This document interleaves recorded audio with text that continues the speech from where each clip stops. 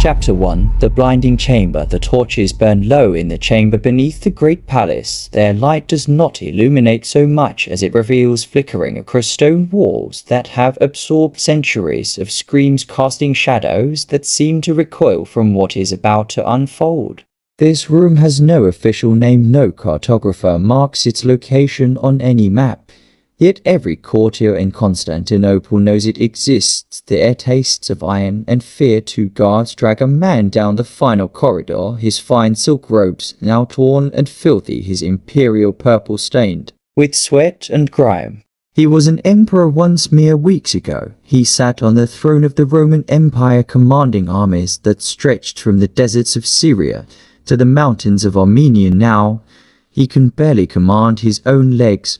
To hold him upright, they chain him to an iron table. The metal is cold against his back, but he barely feels it. His mind races through possibilities: execution, perhaps poison, strangulation. The swift mercy of the blade. He does not yet understand that mercy has no place here. The executioner enters. He carries no sword, no axe, no rope. Instead, he holds instruments that gleam dully in the torchlight, small, precise, medical, almost a curved blade, a set of iron prongs. A brazier being wheeled in behind him, its coals glowing the color of arterial blood. The fallen emperor sees these tools and his breath catches. He knows now Constantinople has perfected an art form that Rome never mastered: the art of destroying a man without killing him, of ending a reign without creating a martyr, of neutralizing threats while maintaining the appearance of imperial mercy. What follows is not execution, it is transformation. The guards force his head against the table. One of them grips his skull with practiced efficiency, holding it motionless. The executioner leans in close enough that the prisoner can smell wine on his breath and see the absolute absence of emotion in his eyes. This is just procedure, just another day in the capital of the Eastern Roman Empire. The iron prongs come first. They are designed for a specific purpose: to pry open eyelids that instinctively want to close, to hold them wide, no matter how the body struggles against it. The prisoner screams, but the sound is swallowed by stone walls that have heard it all before the heated blade approaches. In Byzantium, they understood something that other empires did not. Power is not just about who sits on the throne. It is about who can never sit there again. An emperor can be deposed, but if he remains physically intact, he remains a threat, a symbol around which rebellions can gather a living claim to legitimacy. But an emperor without eyes, that is something different. The blade moves with surgical precision. This is not crude battlefield mutilation. This is art practiced over generations, refined through repetition. The executioner knows exactly where to cut, how deep to go. The goal is not to kill, not even primarily to cause pain, though pain is inevitable. The goal is permanence, to create a physical mark that cannot be hidden, cannot be healed, cannot be undone. The first eye goes dark. The scream that follows is not entirely human. It is the sound of a man realizing that his future has just been rewritten. That everything he was, everything he planned to be, has been cauterized away in a single motion. The executioner pauses not from mercy, but from procedure. There is a rhythm to this. The second eye requires the same care, the same precision. Rushing leads to mistakes, and mistakes in the blinding chamber create complications. The fallen emperor writhes against his chains. His body understands what his mind cannot yet accept. This is not temporary. This is not reversible. When he leaves this room, if he leaves this room, he will leave as something less than what he was, something that can never again be. Emperor, the second blade descends. Darkness, complete, permanent, total. What was once an emperor is now a monument to Byzantine political philosophy. A living lesson in what happens when ambition exceeds caution, when rivals miscalculate, when the throne feels threatened. The guards unchain him. He collapses to the floor. His hands move toward his face, then stop as if afraid to confirm what his body already knows. Blood runs between his fingers, mingles with tears that no longer have eyes to fall from. The executioner cleans his instruments. Tomorrow there will be another procedure, perhaps another deposed rival. Perhaps a prince who grew too popular, perhaps a general who won too many victories. The tools of empire are not always armies and laws, sometimes they are heated iron and steady hands. The torches continue to burn the chamber, waits patient as stone. Because in Byzantium this is not an aberration, this is not the action of a mad tyrant. This is policy, this is statecraft, this is how an empire survives for 1,000 years, by making sure that those who lose the Game of Thrones can never play again. Chapter 2, Born to Rule. But to understand how an empire arrives at such methods, you must first understand what it meant to be born into the purple. Constantinople was not merely a city, it was the continuation of Rome itself. The new Rome, the Christian Rome, the empire that survived when the West fell into darkness. For those born in the sacred imperial bedchambers draped in purple silk, the color reserved for divinity itself, life began with impossible weight. You were not simply a child, you were a theological statement. The Byzantine Emperor was not elected, not chosen by Senate or army acclaim. He was God as regent on earth. His authority flowed directly from the divine. His person was sacred. His commands were not merely law, but expressions of celestial will. To oppose the emperor was not political disagreement, it was heresy. This belief created extraordinary power. It also created extraordinary danger. Every male child born to the imperial family was a potential emperor. Each one carried the sacred blood that legitimized rule. This meant that imperial households were not families in any recognizable sense. They were collections of rival claimants, each surrounded by factions of nobles, generals, and eunuchs who saw in a young prince the vehicle for their own ambitions. Mothers plotted for their sons, brothers measured each other with calculating eyes, tutors were spies, nurses were informants. Even childhood games took on sinister significance, because games taught strategy, and strategy determined who would survive to adulthood. The palace itself reflected these realities. The great palace of Constantinople was a city within a city, miles of corridors, hundreds of chambers, gardens and churches and barracks and dungeons, all contained within walls that separated the sacred imperial presence from the common world. But those walls also trapped everyone inside, played the same deadly game, with the same ultimate prize, the throne. And the throne had specific requirements. An emperor must be physically perfect. This was not vanity, but theology. How could a man be God as chosen vessel? If his body bore defects, how could the divine will manifest through damaged flesh? The logic was impeccable, and merciless scars could disqualify. Deformities certainly did, and any mark that suggested physical imperfection became a political weapon that rivals could exploit. This is why mutilation became policy. If you wanted to remove a rival permanently, you did not just kill him. Death created martyrs, created grievances, created blood feuds that could destabilize the empire for generations. But if you rendered him physically imperfect, according to the sacred requirements of emperorship, you removed his legitimacy itself. A blinded man could not be emperor, therefore a blinded man was no longer a threat. The logic was Byzantine in both senses of the word. Children learned these rules early. They learned that affection was dangerous, that trust was fatal, that family bonds meant nothing compared to the demands of succession. They learned to watch their siblings the way hawks watch prey, with patience, with calculation, with the understanding that sentiment was a luxury that got you killed. The tutors who educated young princes taught more than Greek and Latin and theology. They taught survival. They pointed out which uncles had been blinded, which cousins had been castrated, which brothers had mysteriously died after becoming too popular with the army. These were not cautionary tales. They were instruction manuals. By adolescence, most imperial children understood the fundamental truth of their existence. Only one of them would inherit the throne.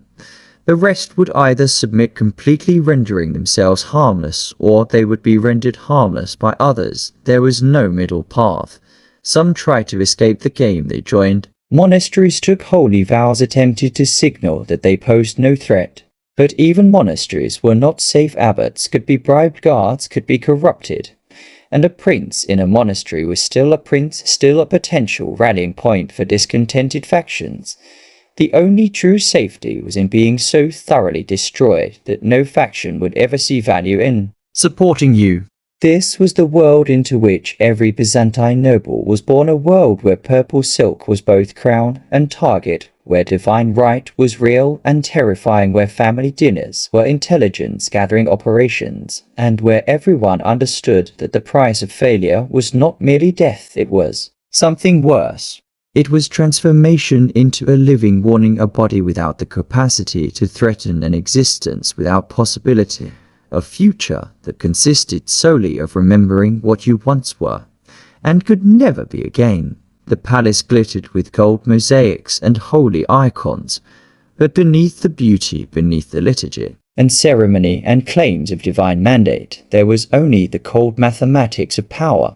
And that mathematics had a simple formula: remove threats permanently, remove them visibly, remove them in ways that demonstrated imperial mercy, even while demonstrating imperial ruthlessness. Do not kill when you can blind, do not execute when you can mutilate, do not create martyrs when you can create object lessons. This was the inheritance every emperor received along with the crown. A system perfected over centuries, a method that worked, a toolkit for maintaining power in a court where everyone was related to everyone else, where bloodlines mattered more than competence, and where the greatest danger to any throne always came from within. The seeds of ritualized cruelty were not planted by madness or sadism.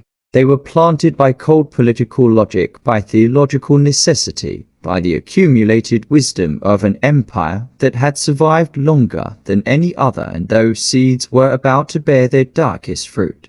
Chapter 3: Palace of Intrigue. The Great Palace operated on three currencies: gold, information. Fear. Gold bought armies and alliances. Information revealed who was buying them. Fear kept everyone from acting on what they learned. Every morning, courtiers processed through the chalk gate beneath mosaics depicting the emperor's divine victories. They wore their finest silks, displayed their most valuable jewels, smiled with perfect courtesy at rivals. They planned to destroy by evening.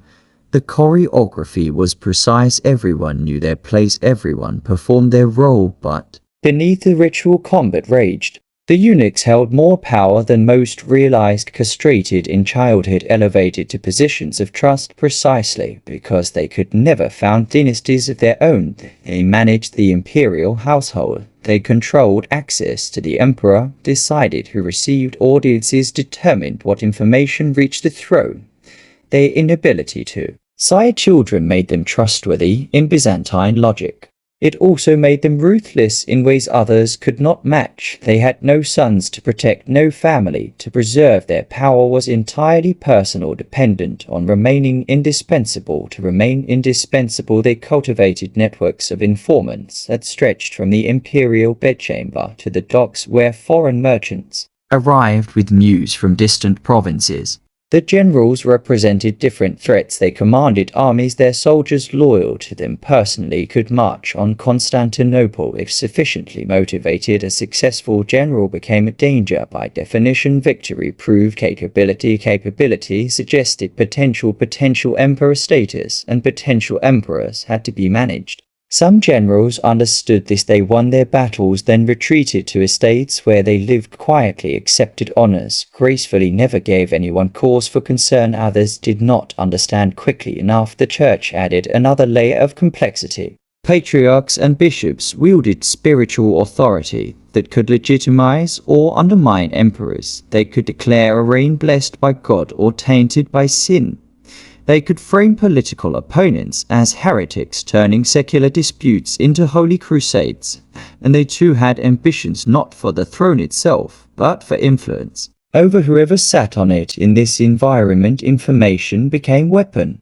Who met with whom, who sent letters to which provincial governor, which generals corresponded with which noble families, which monks whispered, which prophecies. All of it was tracked, analyzed, weaponized. The palace employed an entire infrastructure dedicated to surveillance. Servants were recruited as informants. They reported on conversations overheard in supposedly private chambers. Physicians noted what medicines were purchased, suggesting illnesses that could be exploited. Merchants revealed what luxuries were imported, indicating wealth that might fund rebellion. Nothing was innocent, everything was evidence. Accusations emerged from this surveillance like storms building on distant horizons. First, just whispers, rumors someone was seen meeting someone else, sent suspicious correspondence. Someone's servant asked strange questions. The whispers coalesced. A general had been consulting with a deposed emperor's nephew. A noble was purchasing weapons beyond what his estates required. A bishop had been preaching sermons that could be interpreted as critical of imperial policy. Each fact was accurate. Each interpretation was strategic. Because accusations in Byzantium did not require proof, they required plausibility. They needed just enough truth to make the target seem dangerous, just enough evidence to make preemptive action seem justified. And once accusations began, they were almost impossible to stop. The accused could deny, but denial looked like deception. They could provide evidence of innocence, but innocence could be reframed as sophisticated conspiracy. They could appeal to the emperor, but reaching the emperor required getting past eunuchs who controlled access, and who might have been the ones spreading accusations in the first place. The machinery ground forward with terrible momentum. Rivals who wanted someone removed fed information to palace officials. Those officials presented it to the emperor in the most alarming possible terms. The emperor, already predisposed towards suspicion by a lifetime of threats, saw patterns where there might be none, and once the emperor believed someone was dangerous, the question became not whether to act, but how. Execution was always an option. But executions created problems. The executed man, his family, sought revenge. His supporters turned against the throne. Foreign powers used the death as propaganda against Byzantine stability. Mutilation solved these problems. It removed the threat. It demonstrated power, but it also demonstrated mercy. The target lived. He even retained some dignity. He could be provided an income, settled in a monastery, allowed to live out his days, just without the physical capacity to ever challenge the throne again.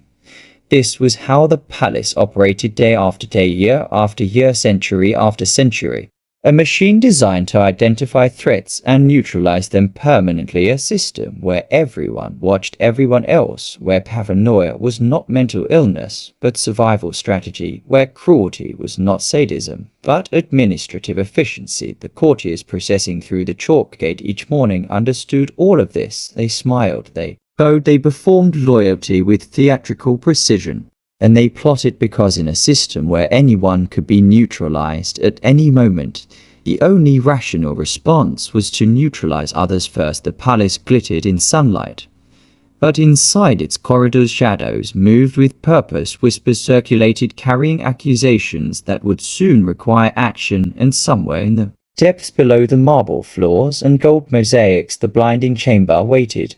Patient as stone cold, as policy ready to transform the next threat into the next warning. Chapter 4. Paranoia ascendant. The emperor had not slept well in months. This was not unusual. Byzantine emperors rarely slept well. The throne itself seemed designed to prevent rest. Too many predecessors had been murdered in their beds. Too many cousins waited in the wings. Too many generals commanded armies that might prefer a different leader. But this was different. The emperor was aging. His hands trembled slightly when he signed documents. His memory occasionally failed him mid-sentence. His physicians assured him this was natural, the body's inevitable decline. He heard their assurances as death sentence because in Byzantium weakness was opportunity. Every courtier who noticed the trembling hands was calculating, what if the emperor could no longer rule effectively? What if a regency became necessary? What if succession needed to be secured before chaos erupted? These were reasonable questions. They were also lethal ones. The emperor's nephew had become popular. This too was not inherently suspicious. The nephew was capable. He administered his province well. He maintained good relations with the military. He was pious enough to satisfy the church, but not so pious as to seem fanatical in any normal court. These qualities would make him valuable in Byzantium. They made him dangerous. The reports arrived incrementally separately. None seemed alarming together. They formed a pattern. The nephew had been corresponding with 3 different generals, not treasonous correspondence, just greetings, inquiries about family, formal courtesies. But why was he corresponding with them at all? The nephew had been consulting with bishops about theological questions perfectly appropriate for a pious prince. But which questions, and did those questions touch on the sacred nature of emperorship? The nephew's household had grown. He employed more servants, maintained larger guards, hired additional administrative staff, all justifiable for his growing responsibilities. But large households could become private armies. Each fact was innocent. The pattern was damning. The emperor's advisors presented their concerns carefully. No one wanted to seem alarmist, but neither did anyone want to be blamed later for not warning of obvious threats. They phrased their reports as questions. Perhaps your majesty might consider whether might it be prudent to investigate. Do you think it possible that the emperor heard these questions as confirmations his paranoia was not irrational? It was educated. He had survived to the throne by recognizing threats early, by acting preemptively, by never assuming that family loyalty or past service or protestations of innocence meant anything compared to the logic of power. He had blinded his own brother 20 years earlier. That brother had been innocent too, probably. But innocence was not the point. Capability was. The brother had been capable, therefore he had been dangerous, therefore he had been neutralized. The nephew was certainly capable. The emperor summoned his inner council, 5 men who had survived multiple reigns, who understood the mechanics of imperial survival, who knew that their own positions depended on giving advice that protected the throne, even when that advice was monstrous. The emperor laid out the evidence. The nephew's correspondence is his growing household. The whispers that perhaps the emperor's health was failing, and perhaps the empire needed younger leadership. Is he plotting? The spymaster answered carefully, Your Majesty, we have found no direct evidence of conspiracy, no plans for rebellion, no treasonous communications. But capable men do not need to plot. They need only to exist, to be seen as alternatives, and alternatives become rallying points. And rallying points become threats, whether the man himself desires it or not. The logic was impeccable. One advisor suggested exile, send the nephew to govern a distant province, remove him from the capital where factions could coalesce around him.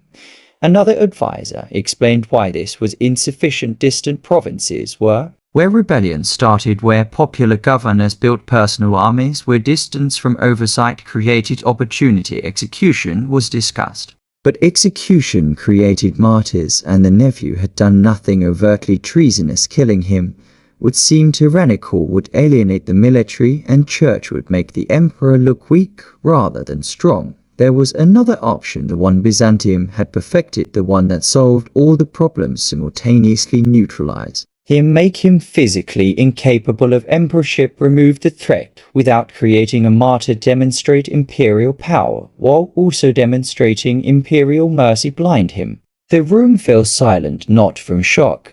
Everyone present had participated in such discussions before. Some had given the orders themselves when they served previous emperors. The silence was procedural, allowing the weight of the decision to settle, ensuring everyone understood their complicity, binding them all to whatever came next. The emperor spoke slowly. He is my nephew, my blood. The spymaster nodded, and that is why mercy is possible. We do not execute. We neutralize, we grant him life, we provide for him. We simply ensure he can never threaten the throne. Another advisor added, his supporters will accept it. They will see that he lives, that he is treated with dignity. They will understand the message, but they will have no martyr to rally around. The church representative confirmed, I can ensure theological justification. The body politic requires perfection. The emperor must be unblemished. It is not cruelty, but necessity. The general present said nothing. His silence was agreement. The emperor closed his eyes. Perhaps he saw his nephew as a child. Perhaps he remembered family gatherings before power made them all enemies. Perhaps he felt something almost like regret. But emperors did not rule through sentiment. They ruled through Calculation. The order was given quietly, carefully written in language that could be interpreted as merciful. A nephew who had grown ambitious would be retired to a monastery for his own safety. For the stability of the realm, his eyes would be treated to ensure he could never be used by factions seeking to destabilize the throne. Medical treatment. The document called it. Everyone knew what it meant. The machinery-activated guards were dispatched to the nephew's residence, not an army that would signal execution, but a sufficient force to prevent resistance. The nephew would be brought to the palace, below the palace to the chamber where threats were transformed into warnings. He would be given no trial, no formal accusation, no opportunity to defend himself, because there was nothing to defend against. He was not being punished for crimes, he was being neutralized for capability. This was the apex of Byzantine political philosophy, power maintaining itself through permanent removal of potential challenges. Cruelty disguised as prudence, violence dressed as mercy. The emperor returned to his chambers. He would sleep better now the threat had been addressed. The succession was more secure. His throne was safer outside his window. Constantinople glittered in afternoon sun, the greatest city in Christendom, the heart of an empire that had survived for 8 centuries. It survived through methods like this, through calculated cruelty, through systems that transformed family members into threats, and threats into broken bodies. The nephew would arrive at the palace by evening. By tomorrow, he would be blind, and the empire would continue. Chapter 5. Ritualized cruelty. The methods were ancient but refined. Byzantium did not invent mutilation as political tool. Rome had used it. Persia had perfected aspects of it, but Constantinople transformed it from brutal expedient into ritualized art, a system with procedures, protocols, theological justifications. Blinding was the most common, because it addressed the fundamental requirement of emperorship, physical perfection. An emperor must be unblemished, must be the ideal human form, goddess image manifest, must have all faculties intact. Remove the eyes, and you remove the legitimacy. But there were other methods, each calibrated to the specific threat, each carrying its own messages. Castration served different purposes. Applied to potential heirs too young to have built factions, it prevented future claims. It transformed princes into eunuchs who could never sire competing dynasties, who could be trusted precisely because they could never rule. Some noble families voluntarily castrated younger sons, framing it as religious devotion, as preparation for sacred service. But everyone understood the politics. A castrated son was a safe son, one who could rise high in imperial administration without threatening the throne itself. The procedure was medical, performed by skilled physicians using techniques that maximized survival and minimized infection, because the goal was not death but transformation. Mutilation of ears and nose served as permanent branding, less severe than blinding, still compatible with survival, but marking the victim forever. This was reserved for lesser offenses, for conspiracies that failed before becoming dangerous, for officials who embezzled or generals who lost battles they should have won. The message was different than blinding. You live, you retain status of sorts, but everyone who sees you knows you fell. Everyone sees the mark of imperial displeasure. The procedures followed protocols. The condemned was brought to the medical chamber, not the execution ground. The distinction mattered. This was treatment, not punishment. Legal, not criminal. Administrative, necessity, not violence. Physicians supervised, often the same physicians who treated the imperial family. Their presence lent medical legitimacy, suggested care rather than cruelty. The tools were surgical, designed for precision, not pain. Though pain was inevitable, it was not the primary goal. The goal was permanent physical change, accomplished with minimum risk of death or infection that might inadvertently kill the victim. Before the message was delivered, religious officials often attended, not to object, but to bless, to confirm that this was theologically sound, that God's order required perfect emperors, that removing threats to sacred rule was holy work. The victims were sometimes given wine or drugs, not from mercy, but from practicality. Screaming, thrashing patients made precision difficult. Better to dull the senses enough to allow steady work. The actual procedure varied. Depending on the method chosen for blinding, the heated iron was most common. A metal rod heated until it glowed, brought close enough to the eye to burn away the cornea and lens, sometimes repeatedly to ensure complete destruction of vision. Alternatively, a blade could be used cutting through the eye itself, more immediate but requiring steadier hands. The most sophisticated method involved using pointed instruments to destroy the eye from within, pushing through the pupil to damage the retina and optic nerve. This left less external scarring, made the blindness look almost natural. The choice of method sent messages. Crude, disfiguring blinding was for rebels. For those who had taken up arms against the throne, the scars would be obvious warning to anyone who considered following their example. Subtle surgical blinding was for nobility, for threats that were political rather than military. The victim could appear almost normal from a distance. Only those close enough to see the clouded dead eyes would know. After the procedure came the aftermath. Victims were treated for infection. Their wounds were dressed. They were given medical care, not from compassion, but to ensure survival. Dead victims were worthless as object lessons. Once recovered, they were usually exiled, sent to monasteries on distant islands or mountainous regions far from the capital. They received stipends, lived in relative comfort, were treated with formal respect. They were prisoners, but comfortable ones, living reminders of imperial power. Some were occasionally brought back to Constantinople, paraded at ceremonies to demonstrate the emperor's mercy. See how well we treat even those who threatened us. See how they live in dignity. Despite their disfigurement, the subtext was clear. We could have killed them. We chose not to oppose us, and you will receive the same mercy. The public absorbed these lessons. Chronicles recorded the mutilations matter-of-factly. In the year of our Lord such and such, the emperor ordered the blinding of his nephew for reasons of state. The nephew is settled in a monastery where he lives still in prayer. No moral judgment, no questioning of necessity, just administrative record like recording tax collection or military campaigns, because in Byzantine understanding this was simply how empire functioned. The alternative to controlled mutilation was chaos, civil war, succession crises, foreign invasions taking advantage of internal instability. Better to blind a dozen potential rivals than to let the empire fragment into warring factions. The logic was utilitarian. The result was horror. Normalized. Courtiers discussed the latest blinding over dinner, the way others might discuss whether military officers debated the relative merits of different mutilation techniques. Physicians wrote medical texts describing best practices for maximizing survival rates during castration. It became routine, bureaucratic, just another tool in the administrative toolkit, and the tools were used constantly. Records suggest dozens of mutilations per reign. Some emperors used them sparingly, only for immediate threats. Others employed them liberally, eliminating anyone who might possibly pose future danger. The chamber beneath the palace stayed busy. The physicians developed efficiency. Their success rates improved. Their techniques were copied throughout the empire. Provincial governors began employing similar methods for local threats.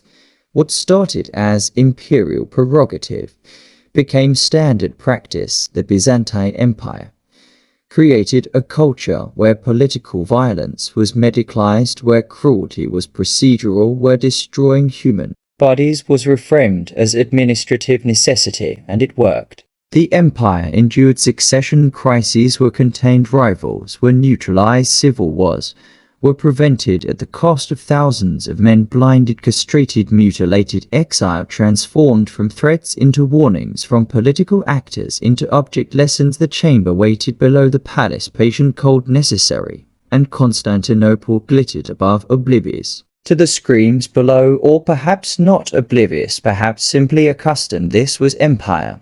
This was power. This was the price of surviving in a world where divine right and human ambition collided, where family was enemy and throne was worth any cost. The tools gleamed in torchlight, ready for the next procedure, the next threat, the next victim who would be shown mercy through mutilation, because Byzantium had learned what other empires had not. You do not need to kill your enemies. You only need to ensure they can never be emperors, and for that heated iron and steady hands were enough. Chapter 6 Power Without Eyes. The monastery stood on a rocky island 3 days' sail from Constantinople. Its stones were ancient, its walls thick, its cells cold in winter and stifling in summer. Monks rose before dawn to chant liturgies. They tended small gardens. They copied manuscripts by candlelight. They prayed, and among them walked the blind. Former emperors, former generals, former nobles who had once commanded armies or administered provinces or whispered in imperial councils. Now they shuffled along familiar corridors, their hands trailing walls.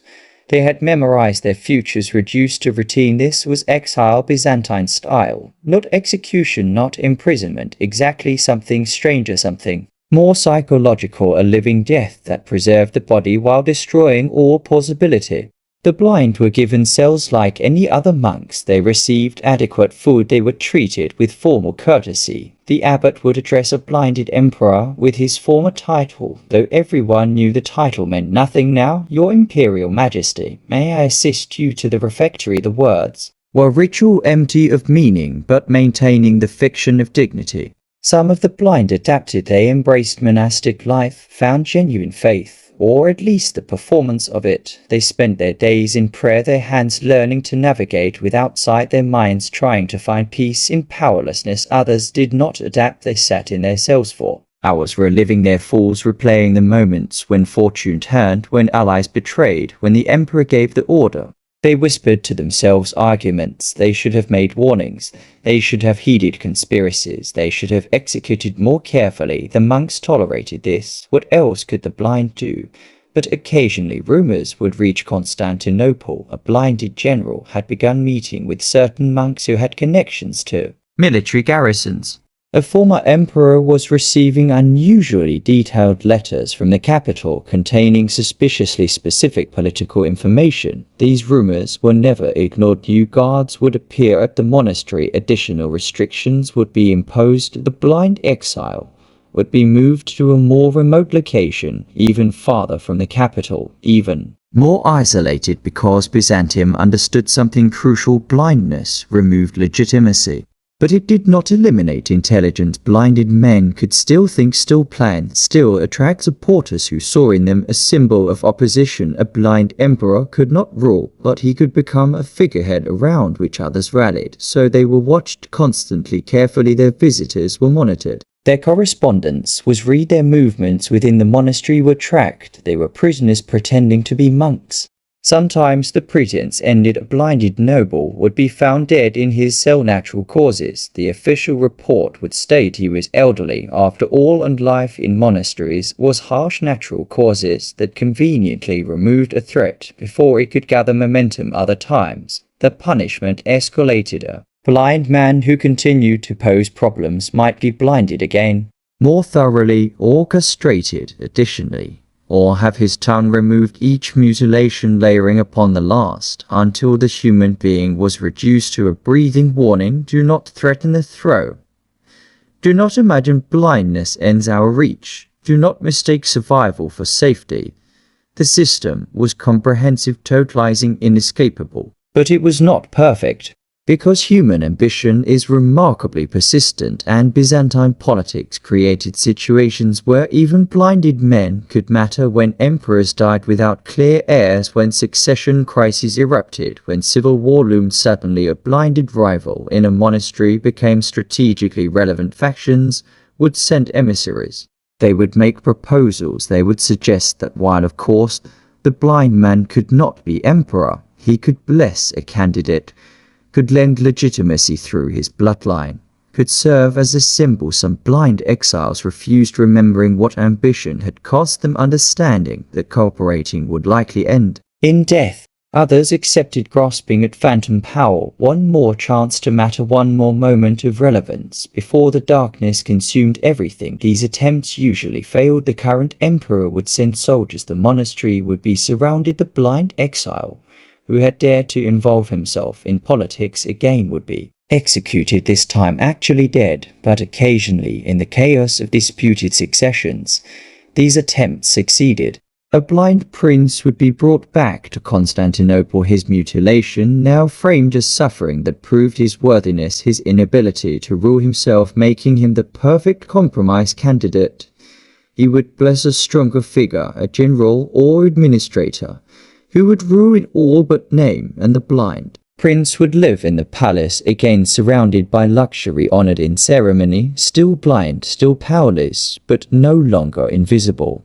These stories were rare, but they happened rarely enough to keep hope alive among the blind exiles, just enough possibility to torture them with what might be most lived out their days in monasteries unknown beyond their walls.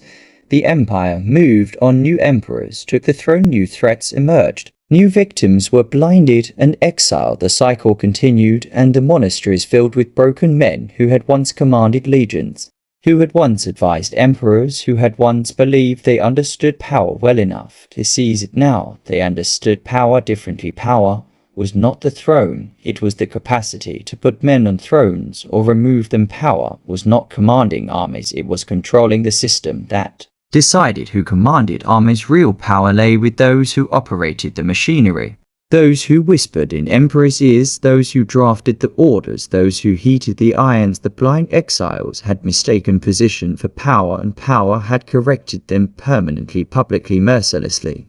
They shuffled through monastery gardens. They felt sunlight on faces with eyes that could no longer see it. They remembered what they had been, they understood what they had become, and in Constantinople the empire continued. The throne remained occupied, the succession was managed, the threats were neutralized, the system worked at the cost of human beings transformed into warnings, at the cost of families destroyed, at the cost of a political culture where paranoia was wisdom and cruelty was statecraft. But it worked, and for Byzantium, for an empire surrounded by enemies external and internal, for a throne that had to be defended every generation against brothers and sons and generals and bishops working, was all that mattered. The blind shuffled on, the empire endured, the chamber beneath the palace waited. Chapter 7: Empire of Fear. The system itself slowly. Byzantium survived for over 1,000 years, outlasting Rome itself, outlasting every successor state that emerged from the Western collapse. But survival came at a cost that was not always visible in the moment. Every blinded rival, every castrated prince, every mutilated general, every man transformed from threat to warning, the empire paid, not in gold or territory, but in something more fundamental: trust. An empire built on preemptive cruelty cannot foster trust. The courtier who knows that capability itself is dangerous will hide his abilities. The general who understands that victory makes him a threat will fight cautiously. The administrator who recognizes that efficiency attracts suspicion will cultivate deliberate mediocrity.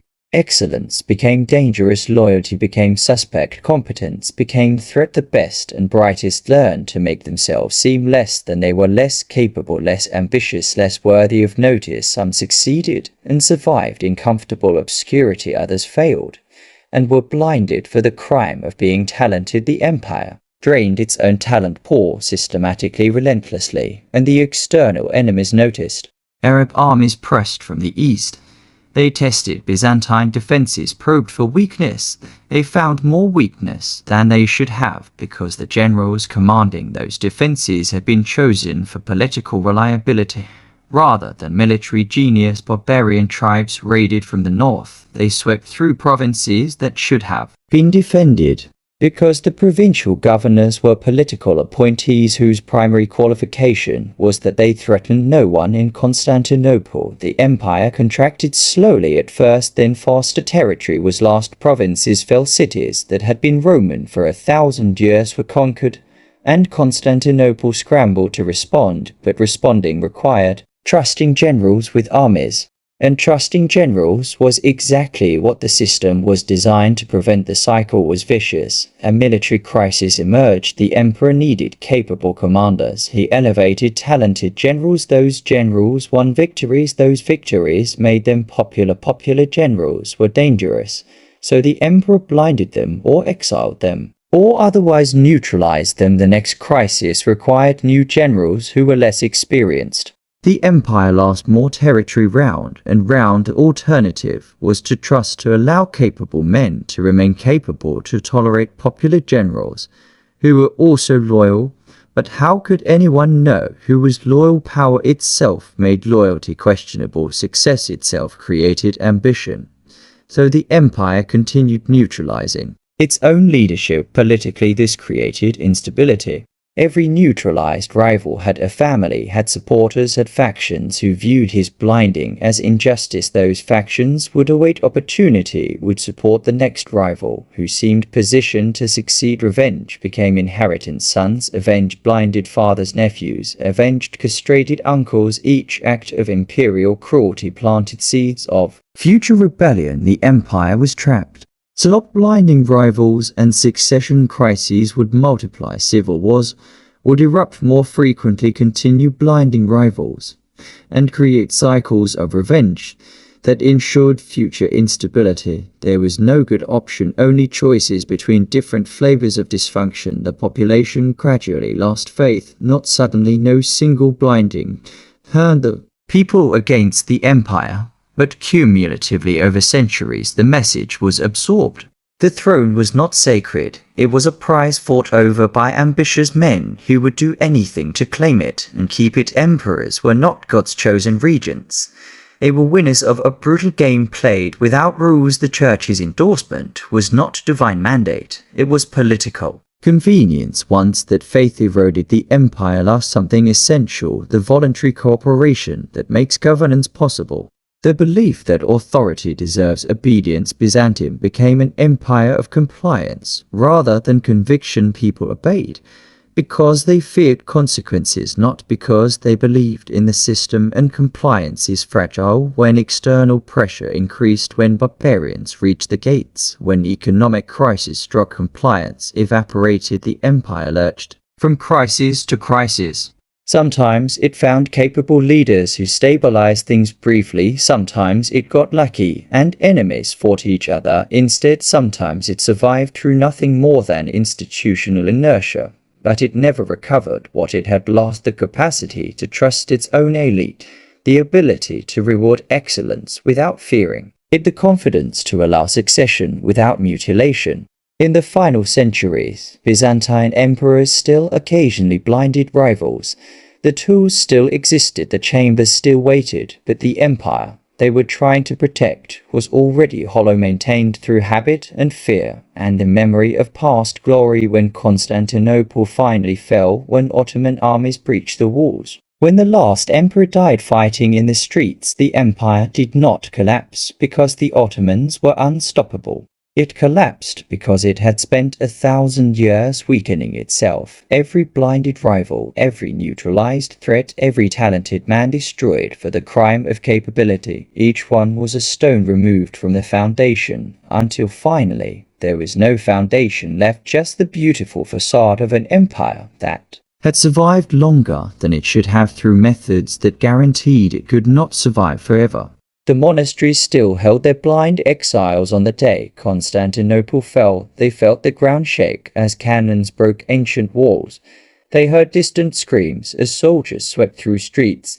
They prayed in their cells, knowing that the empire that had blinded them was dying. Some probably felt satisfaction. Some probably felt grief. Most probably felt nothing but the accumulated weight of wasted lives. The throne they had threatened or been accused of threatening, that throne was gone. The emperor they might have deposed was dead. The succession they might have contested was irrelevant. They had been blinded to preserve an empire that could not be preserved, and now they would die blind in monasteries on distant islands while the capital burned and a new empire rose from the ashes. This was the final cost of Byzantine methods.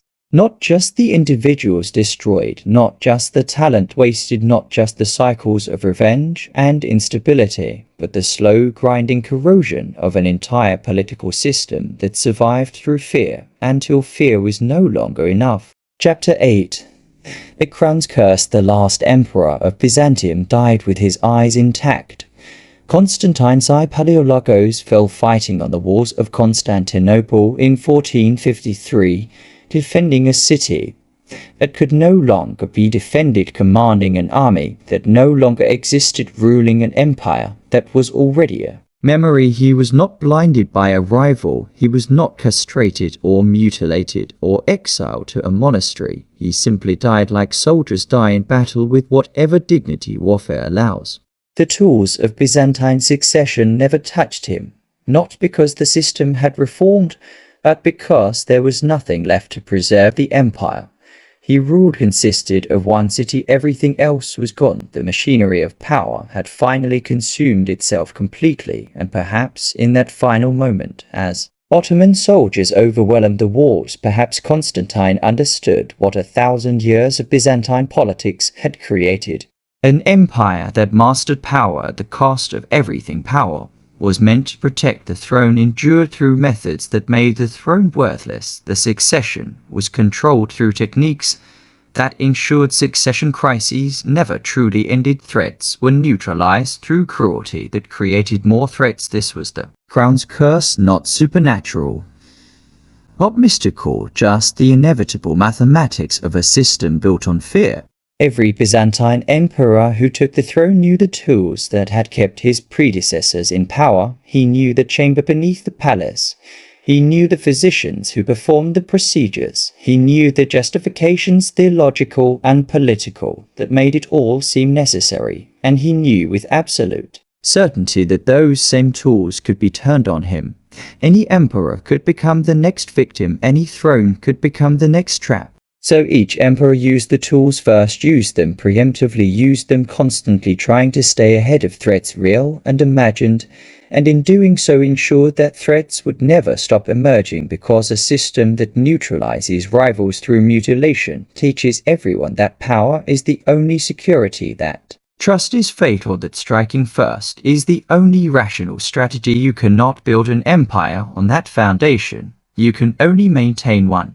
For as long as fear outweighs ambition, for as long as the machinery keeps grinding, for as long as the warnings are fresh enough to matter, eventually the warnings become background noise. Eventually ambitious men look at the blind exiles and think not, I will avoid their fate, but I will succeed where they failed. Eventually the system collapses, not from external pressure, though that helps, but from internal exhaustion. Byzantium lasted 1,000 years.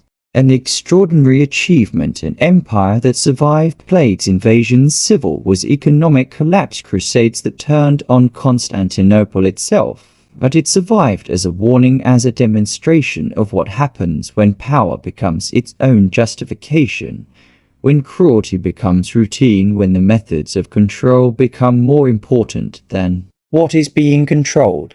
The throne sat empty now. The palace was looted, the mosaics were destroyed or defaced. The chamber beneath the palace, where so many had been blinded, was forgotten. The Ottoman Empire that replaced Byzantium would develop its own methods, its own succession crises, its own tools of power. History repeated, because power's temptations never change, because fear is always available as a justification, because human beings in authority and to value their authority over human beings. The blind exiles in their monasteries died one by one in the years after the fall. Some were killed by Ottoman soldiers. Others starved when supply ships stopped coming. Others simply expired from age and illness. None were remembered beyond footnotes, beyond academic histories, beyond the dry cataloguing of who was blinded when and why. Their names survive, sometimes their stories, rarely their humanity, almost never. They were transformed in life into warnings in death. They were transformed into statistics, so many blinded per reign, so many castrated per century, so many mutilated overall. The numbers are estimates, records were lost or destroyed. What remains are fragments, partial chronicles, scattered references, but enough remains to understand the system, to recognize the pattern, to see how an empire tried to survive through preemptive cruelty, and to ask the question that Byzantium never satisfactorily answered: was it worth it? Did the empire survive because of these methods, or in spite of them? Did blinding rivals prevent civil wars, or create the conditions that made civil wars inevitable?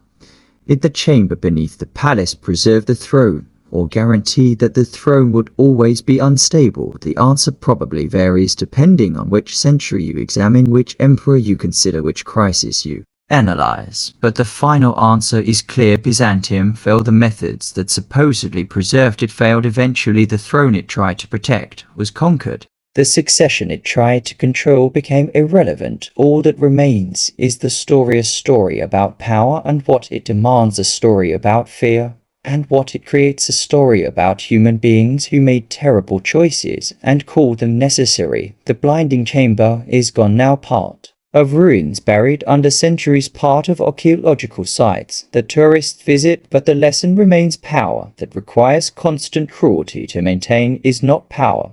It is prison for everyone trapped within the system, for the emperor terrified of rivals, for the rivals terrified of emperors, for the courtiers walking tightropes, for the generals winning battles they hope are not too impressive, everyone imprisoned by the logic of preemptive elimination, and the crown, the symbol of absolute authority, the prize everyone supposedly sought. It was cursed not by magic but by mathematics.